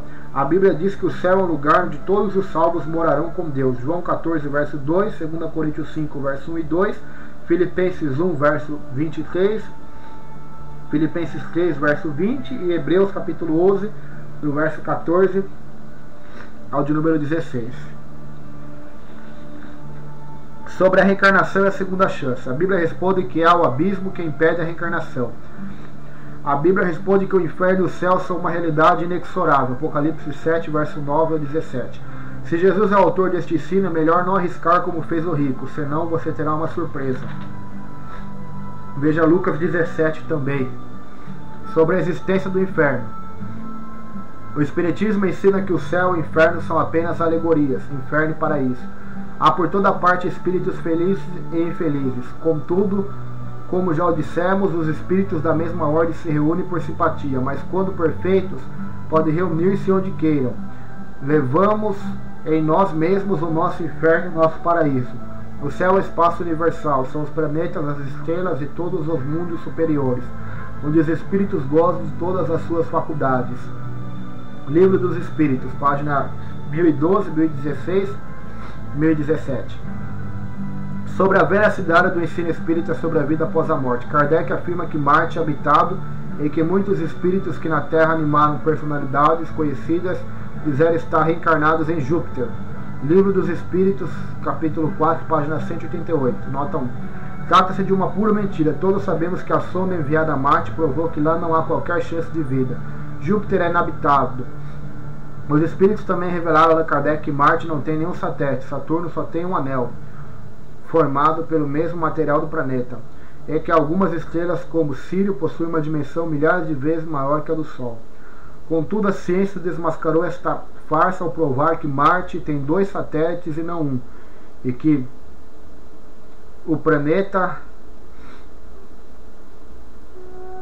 o anel de Saturno não é formado da mesma matéria que o planeta, mas de inúmeras formações de gelo. Sírio é maior que o Sol apenas entre 13 a 15 vezes, e não milhares de vezes, como afirmam. Parece que os espíritos não sabem contar. Pense, se os espíritos mentem sobre essas coisas, como poderiam ser verdade a descrição que eles fazem sobre o céu e o inferno? A Bíblia responde que o céu e o inferno são tão reais quanto o ar que você respira, mesmo sem vê-los. Mateus 25, verso 46. Mateus capítulo 10, verso 28 e 13, verso 40. Diz sobre o inferno. Jonathan Edwards disse: os condenados no inferno trocariam o mundo todo se pudessem, para se livrarem de pelo menos um pecado. Sobre a localização do inferno. Dizem que o inferno é aqui, pois aqui se faz e aqui se paga. Seria bom. Pense, inferno com sorvete, bolo de chocolate, torta de banana e bombom. Kardec afirmou que o inferno está dentro de cada um. Isso explica então um pouco das revelações que ele escreveu. Agora sabemos de onde vieram, já que ele disse que o inferno está dentro de si. É admirável como o diabo e os demônios cabem dentro de uma pequena pessoa. Na história do rico e do Lázaro, a Bíblia diz que o inferno é após a morte. Lucas 16, do verso 19 ao 31. Sobre a justiça divina. A justiça divina exige o inferno. Nem toda justiça é feita nesta vida. Salmo 73, Romanos 2:11, Gênesis 18, 25. Pense como Stalin e Hitler receberiam a justa punição se não houvesse um inferno. A não ser que haja inferno, não há vitória sobre o mal. Veja o que a Bíblia responde. Mateus 20, do verso 11 ao 15, Daniel 12, verso 2. Sobre o amor de Deus e o inferno. O amor de Deus exige o inferno. Um Deus de amor não pode forçar as pessoas a amá-lo.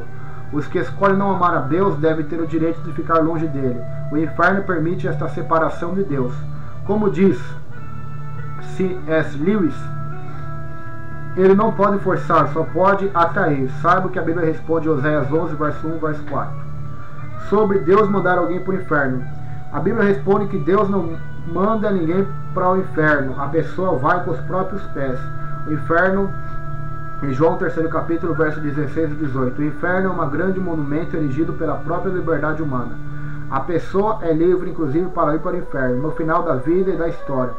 St. Lewis diz que há 2 tipos de pessoas: aquelas que dizem para Deus, seja feita a tua vontade, e aquelas a quem Deus diz no final, seja feita a tua vontade. Todos que estiverem no inferno terão escolhido isso. Sobre a natureza do inferno. O inferno, a natureza do inferno é uma realidade horrível. Norman Geisler diz que é como ser deixado do lado de fora no escuro para sempre. Mateus 8:12.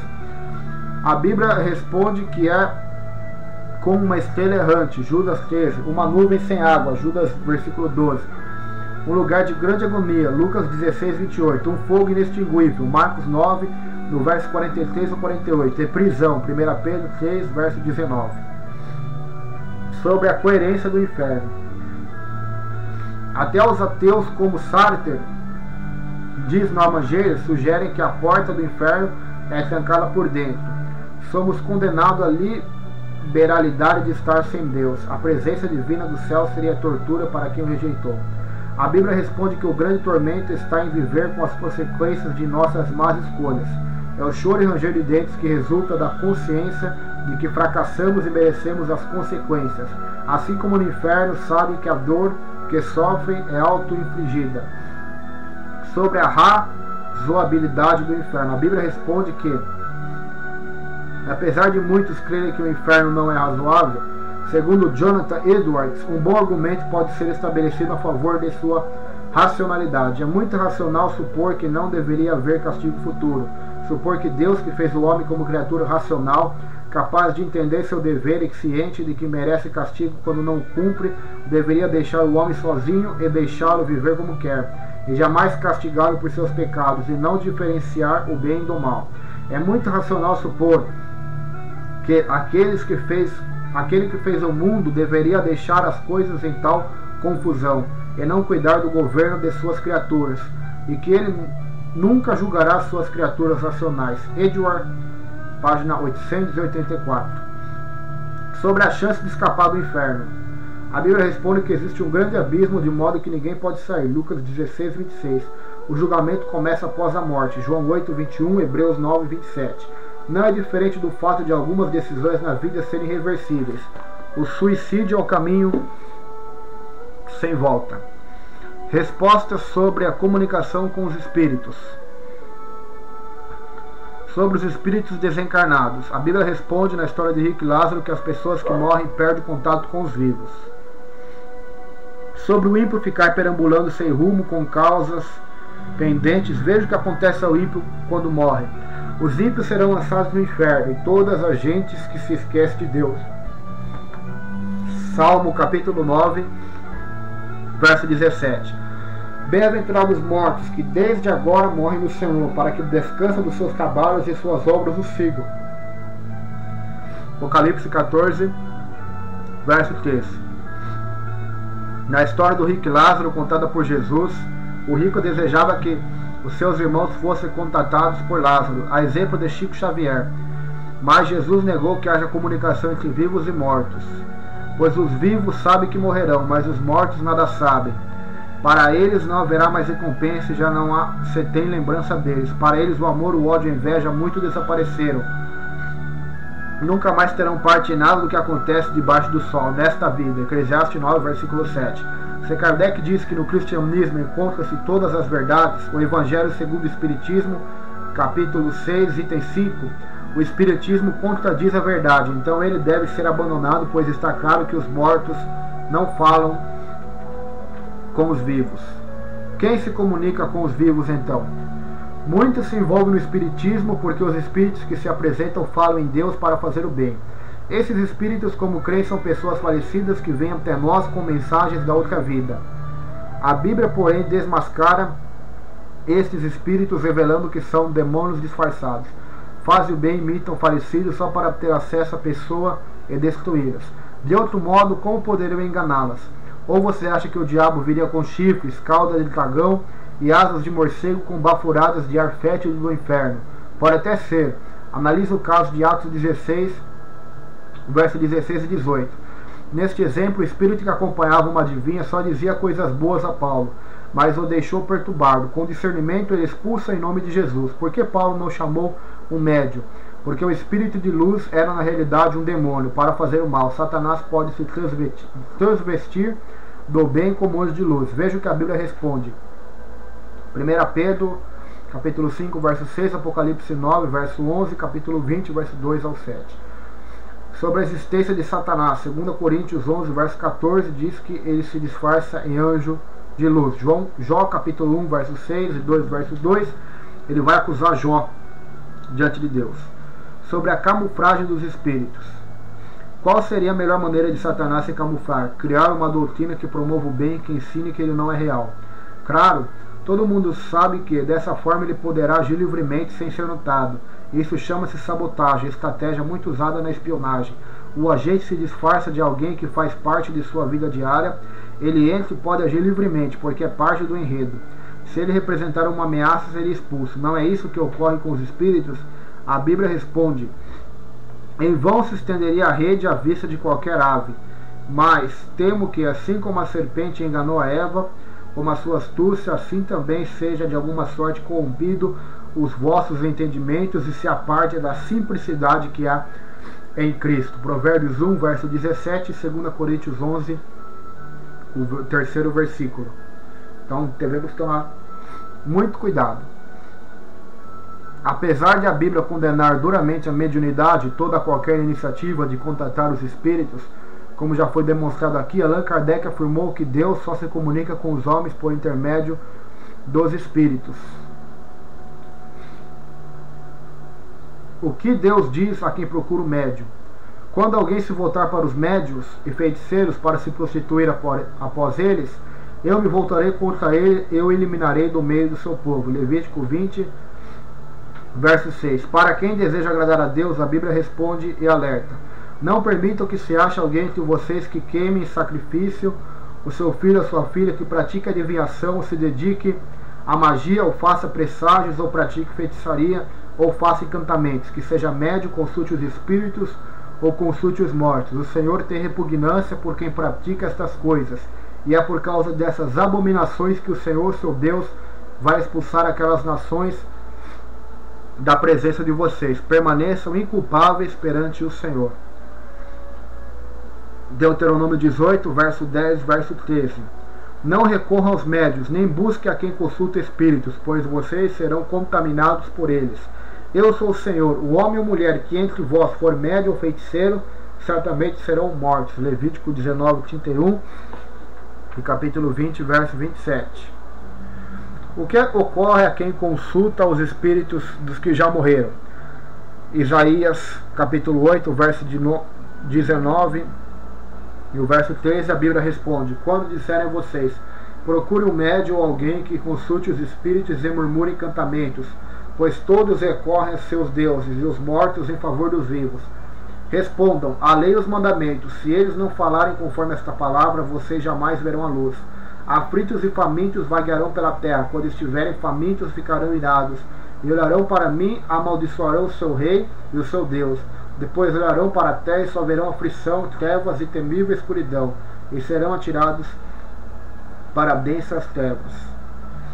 Que fim terá quem se envolve com o espiritismo? A Bíblia responde em Isaías 47, verso 11 ao 14: a desgraça alcançará você, não saberá como esconjurá-la, cairá sobre você um mal do qual você não poderá proteger-se como resgate. Uma catástrofe que você não pode prever cairá repentinamente sobre você. Continue então com suas palavras mágicas de encantamento e com suas muitas feitiçarias, nas quais você tem se fadigado desde a infância. Todos os conselhos que você recebeu só a deixar extenuada. Deixe seus astrólogos se apresentarem, aqueles fitadores de estrelas que fazem predições de mês a mês, que eles a salvem daquilo que está vindo sobre você. Sem dúvida, eles são como restolho, o fogo os consumirá. Eles não podem nem mesmo salvar-se do poder das chamas. Então é resultado de buscar esse caminho. A doutrina dos espíritos. A Bíblia responde que nos últimos dias seguirão espíritos enganadores e doutrinas de demônios. 1 Timóteo 4, verso 1, sobre a identidade dos espíritos guias que aparecem nesses encontros, nesses cultos, nessas reuniões espíritas, tanto da bruxaria, magia branca, magia negra. Mateus 12, verso 45, Atos 8, verso 7, Efésios 6, verso 12 e Apocalipse 16, verso 14. Assombrações, visões, vultos, premonições. A Bíblia responde que visões ligadas à evidência são do maligno. Atos 16, verso 16 ao 18. Não existe assombrações, a não ser que haja manifestações de demônios no local. Marcos 5, verso 1 ao 20. É impossível alguém retornar a esta vida para se comunicar conosco. Eclesiastes 9, 4. esse tipo de evidência condenada por Deus. Jeremias 23, verso 28 ao 40, Miqueias capítulo 5, verso 12 ao 14 e o capítulo 10, verso 2. A revelação plena de Deus está na Bíblia, Salmo 105, verso 39. Sobre psicografia, a perda de um ente querido. Quando eles escrevem ali dizendo que a letra sai até igual dos familiares que faleceram. A psicografia é um disfarce usado pelo diabo. O médium se transforma num boneco em suas garras. Ele manipula como um ventrículo. Satanás pode se apresentar como um anjo de luz. 2 Coríntios 11, verso 13 ao 15 e 11, verso 3. Como ele anda em derredor, é fácil falar de intimidades, imitar a voz e a letra da pessoa que já morreu. Ele é um observador sagaz, um ilusionista. 1 Pedro 5, 8. A Bíblia responde para buscar o conforto em Deus. Salmo 23, Salmo 46 e Salmo 91. Se você perdeu algum familiar, busque o conforto em Deus e não na doutrina espírita. Você precisa desenvolver ou será retroceder? Allan Kardec diz que o exercício das faculdades depende dos órgãos que lhe servem, de instrumento. São sempre enfraquecidos pela rudez da matéria. Fragiliza as faculdades do espírito e isto significa regredir e não aperfeiçoar. A Bíblia responde, Deuteronômio 18, 9 ao 13. Sobre o Espiritismo, a astrologia e a Bíblia. Apesar de antiga, a astrologia está errada em relação à posição dos astros. Ela foi organizada a partir do conceito ptolomaico do universo, Ptolomeu. Acreditava que o Sol girava em torno da Terra. Eram conhecidos 5 planetas apenas, formando 7 como o Sol e a Lua. Mas a partir de Galileu Galilei, constatou-se a existência de demais planetas. A Lua, por sua vez, não passa de um satélite. Como acreditar no astrólogo, já que a Bíblia... Como acreditar na astrologia, já que sua origem fundamenta-se neste equívoco? Zacarias 10, 2. A Bíblia responde que o responsável por isso é Satanás. João 8, 44. Pai da mentira.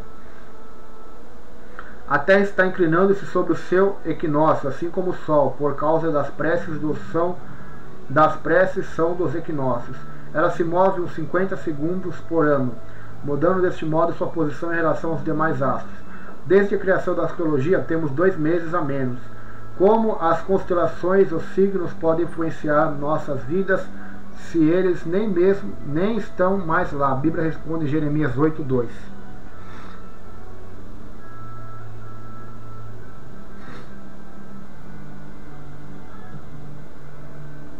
Sobre o engano dos espíritos. Segundo John Ankerberg, John Wildo, a Bíblia responde que há coisas como espíritos imundos ou demônios. Esses espíritos são tão perversos que jamais serão remidos. Eles sabem que serão destinados eternamente ao lugar que Jesus chamou de inferno. Mateus 8, 29. As Escrituras nos levam a concluir que o verdadeiro objetivo dos espíritos é levar com eles para o inferno tanto os homens quanto possível, impedindo a sua salvação. João 8, 44, 2 Coríntios 11, do verso 3 ao 14, Hebreus 2, 14, 1 Pedro 5, 8. Se esses espíritos fossem realmente os mortos humanos, então só poderíamos concluir que os mortos estão livres para vagar e, portanto, Deus não teria julgado no momento da morte, como a Bíblia ensina. Hebreus 9, 27, 2 Pedro 2, 9. E Lucas 16, parábola do rico e Lázaro. Se, como dizem os espíritos, os mortos não são julgados, então o pecado do homem não é uma ofensa a Deus, que implica a separação dele. Isaías 59, 2, que diz que o pecado separa-nos de Deus. Se o pecado não separa o homem de Deus, então Cristo não teria que morrer pelo pecado do homem. 1 João 2, 2 e 1 Pedro 2, 24. Segundo o ponto de vista dos espíritos, isso significa que a fé em Cristo como Salvador do pecador é desnecessária. João 3, 16. E se os homens não confiarem em Cristo e não o receberem como Salvador, serão julgados quando morrerem.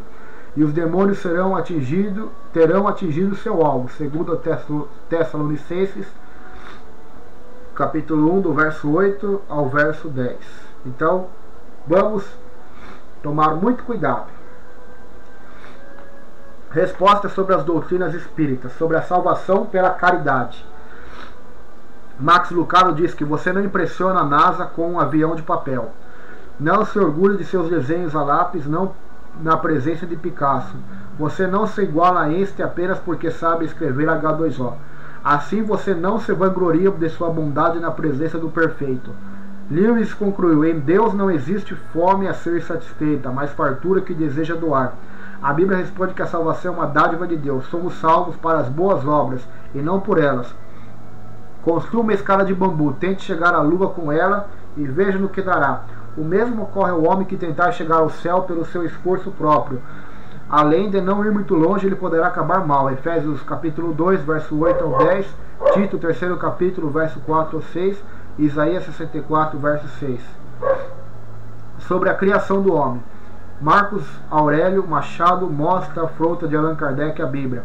Kardec chega a afirmar que o homem vestiu-se absurdamente das peles de macaco, sem deixar de ser espírito humano, como o homem não raro se veste de pele de certos animais sem deixar de ser homem. Na verdade, Kardec incluiu a teoria evolucionista de seu contemporâneo inglês Charles Darwin na codificação do espiritismo. Bem, eu não vim do macaco, mas é bem possível que ele tenha vindo, dada a natureza de suas afirmações. A Bíblia responde que o homem foi criado da imagem de Deus, Gênesis 1, 26, 27. O homem é um ser moral, estético e cultural. 1000 macacos jamais comporiam uma nona de Beethoven. Sobre a alma ser preexistente ao nascimento. Jeremias 1,5 ensina que a alma é preexistente ao nascimento. Norman Geles explica que a Bíblia responde a isso. Este versículo não se refere à alma preexistente ao nascimento, mas a Deus chamar e destacar pessoas para o ministério muito antes de elas terem nascido. Eu te conheci, não se refere a uma alma preexistente, mas ao ser pré-natal. A pessoa foi conhecida por Deus do ventre materno. Jeremias 1,5, Salmo 51, 6 e Salmo 139. O verbo conhecer, yada, pressupõe-se que um relacionamento especial de compromisso. Isso se explica pelas palavras: eu te consagrei, te separei dos demais, te constituí. O que revela que Deus tinha uma tarefa especial para Jeremias, Paulo, mesmo antes do nascimento. Portanto, esta passagem não pressupõe a pré-existência da alma. Ela afirma a pré-ordenação do ministério. Os espíritas afirmam que a alma existe antes do corpo nascer na terra, do embrião. Mas quando Deus diz que já tinha consagrado homens desde o ventre, quer dizer que ele já sabia o ministério, pela sua soberania de ser onisciente, saber de tudo, já tinha separado homens para o ministério. Sobre a camuflagem do inimigo. Conforme Alan Pieratti, a Bíblia responde que Satanás promove insinuações. Mateus 16, 23. Visões e sonhos. Deuteronômio 13, do verso 1 ao 3.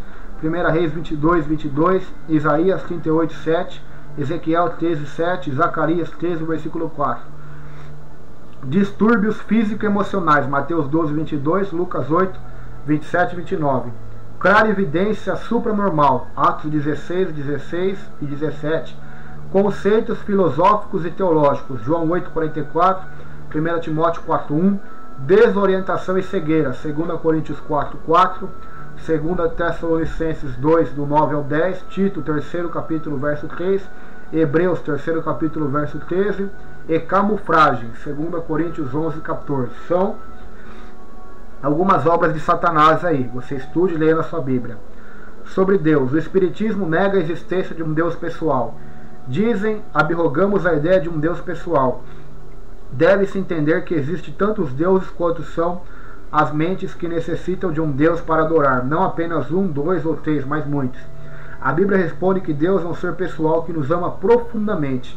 Ele deseja se relacionar conosco, como Pai e Filho, eternamente em sua presença. Veja, irmãos, na sua Bíblia, João 3,16, João 4, 24, Atos 17, 24, 2 Coríntios, 3º capítulo, verso 17, 1 Reis 8, 27, Atos 7, 48, Atos 17, 29, Êxodo 20, versículo 3, Deuteronômio 4, verso 39, capítulo 5, verso 7, 2 Reis 17, 35, Tiago capítulo 2, verso 12, 1 João 5, verso 7, Daniel, 3º capítulo, verso 28, Isaías 46, verso 9, Isaías 46, verso 14, verso 21, Oséias 13, verso 4, Zacarias 14, verso 9, Romanos 3º capítulo, verso 30, Atos 19, verso 26. Leia aí que fala sobre Deus, o único Deus, o ser pessoal, o único Senhor que quer se relacionar com a humanidade, que quer se relacionar conosco. Sobre o Espírito Santo e Espiritismo. Para Allan Kardec, o Espírito Santo é o Espiritismo que realiza o que Jesus disse do Consolador prometido. Conhecimento das coisas, fazendo que o homem saiba de onde vem, para onde vai e por que está na terra.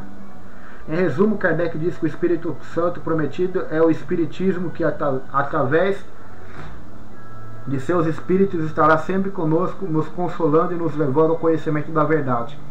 A Bíblia responde que o Espírito Santo é Deus. O Espírito Santo é onipotente, Isaías 11:2. É onipresente, Salmo 139. É onisciente, 1 Coríntios 2, verso 10 ao 11.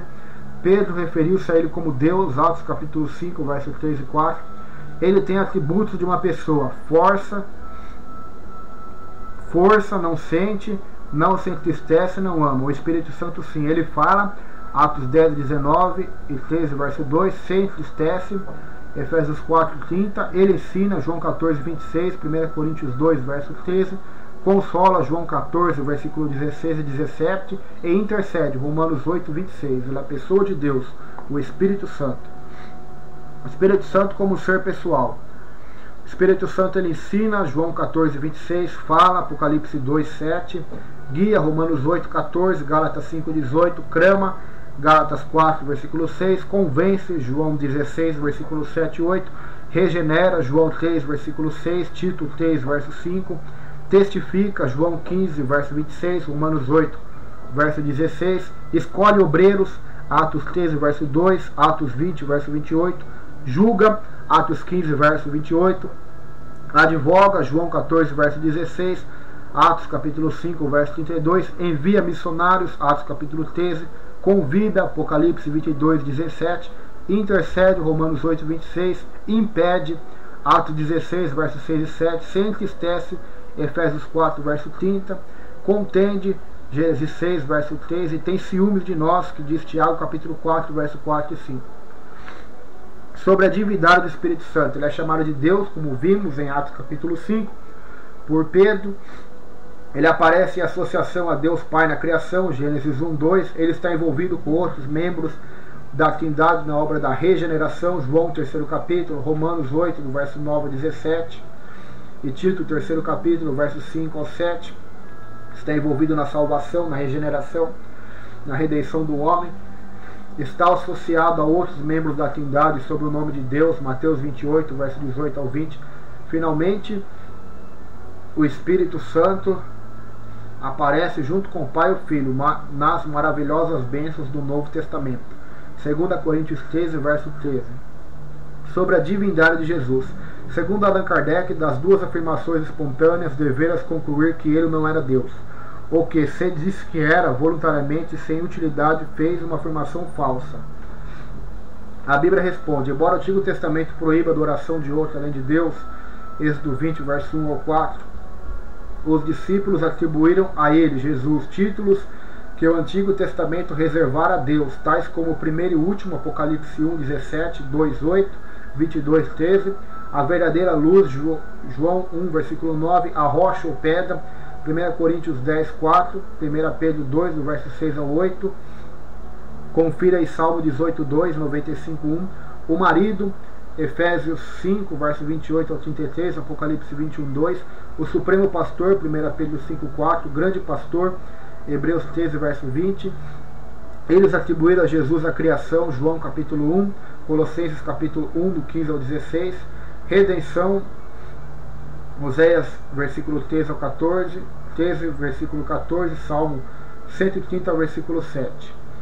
Usaram títulos divinos ao referir-se a Jesus. Tomé declarou: Senhor meu e Deus meu, João 20, 28. Paulo declara que em Jesus habita corporalmente toda a plenitude da divindade, Colossenses 2, 9. Em Tito, Jesus é chamado nosso grande Deus e Salvador, Tito 2, verso 13. E o autor de Hebreus disse que sobre ele: o teu trono, ó Deus, subsiste para todo sempre, Hebreus 1, verso 8. O Espiritismo afirma que Cristo foi um homem bom, mas não poderia ter sido divino, exceto no sentido, talvez, em que todos somos divinos. A Bíblia responde que Jesus reivindicou as prerrogativas de Deus, afirmou ser juiz de todos, Mateus 25, do 31 ao 46, João 5, do verso 27 ao 30. Ele disse ao paralítico: filhos, teus pecados são perdoados, Marcos 2, verso 5. Os escribas responderam corretamente: quem pode perdoar pecados a não ser somente Deus? Verso 7. Jesus afirmou possuir o poder de ressuscitar e julgar os mortos, poder que apenas Deus possui. João 5, 21, 29. Ele é o Senhor dos senhores. Filipenses 2, verso 8 a 11. Paulo, em 1 Coríntios 15, do 3 ao 4, afirma que a missão de Jesus Cristo a este mundo foi de salvar, e por isso morreu por nós pecadores. Paulo afirma que a nossa redenção é feita por Cristo e que seu sangue nos purifica do pecado. Efésios 1, 7, Romanos 4, 25, 1 Timóteo 1, 15. Sobre as cirurgias espirituais. São conhecidas as operações e sinais do Dr. Fritz e Chico Xavier. Mas de quem seriam? De Deus ou de espíritos enganadores? Segundo Norman Geirs, a Bíblia responde mostrando que os sinais satânicos não são sobrenaturais, podem ser supranormais, extraordinários, mas não são miraculosos. Podem ser considerados falsos sinais se não forem bem-sucedidos. Não são imediatos ou instantâneos, mas são permanentes, como nos casos que envolveram Moisés e os magos do Egito. Êxodo capítulo 8 até o 12. Sobre os falsos sinais, a Bíblia responde que eles estão associados ao erro. Sinais e ensinamentos falsos andam juntos. 1 Timóteo 4, 1, 1 João 4, 6. Ensinam que há Deus além do único e verdadeiro Deus teísta. Deuteronômio 6, 4 e 13, verso 13. A adoração pode usar imagens e ídolos. Êxodo 20, verso 13 e 4. Afirmam que devemos entrar em contato com espíritos de mortes. Deuteronômio 18, 11, que pode prever o futuro. Deuteronômio 18, verso 21 ou 22. A Bíblia responde que estão associadas ao mal moral. Milagres falsos acompanham o ocultismo. Deuteronômio 18, 9 a 11. Visões falsas. Colossenses 2, 18. Fraude. 1 Timóteo 4, 2. João 8, 44. E a carne. Gálatas 5, verso 19. Sobre os falsos milagres. A Bíblia responde que Satanás pode imitar os milagres de Deus, mas não reproduzi-los exatamente. O próprio Satanás é um ser criado. Colossenses 1, verso 15 a 16. E criaturas por natureza não viram vida, não criam vida. Os servos de Satanás admitiram que não podiam nem criar piolhos, em Êxodo 8, versículo 18 a 19. Somente Deus é todo poderoso. Sobre o milagre verdadeiro. A Bíblia responde que o milagre verdadeiro glorifica a Deus. Confirma certas pessoas como mensageiras de Deus. Atos 2, versículo 22. E dá evidência para a crença em Deus genuína. João 6, 2 e 14, do verso 20 ao 31.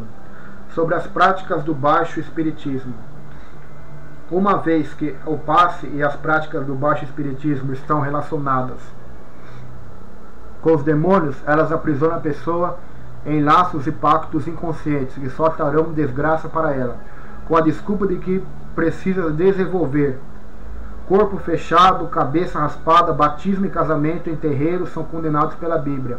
Deuteronômio 32, versículo 17, Salmo 106, verso 37. Considero que a Bíblia responde. Agora note aí as bases bíblicas, irmãos. Bastante bases. Não cultuar aos astros nem forças celestes. Deuteronômio 4, 19. Isaías 47, do 13 ao 14. Não fazer despacho nas florestas. Isaías 57, verso 5. 6, 7 e 17. Não se tatuar e não mutilar o corpo. Levítico 19, 28. Deuteronômio 18, do verso 9 ao 12. Não fazer leitura de mãos. Isaías 47, verso 13 ao 14. Ezequiel 13, do verso 18 ao 23. Não servir a mais ninguém além de Deus.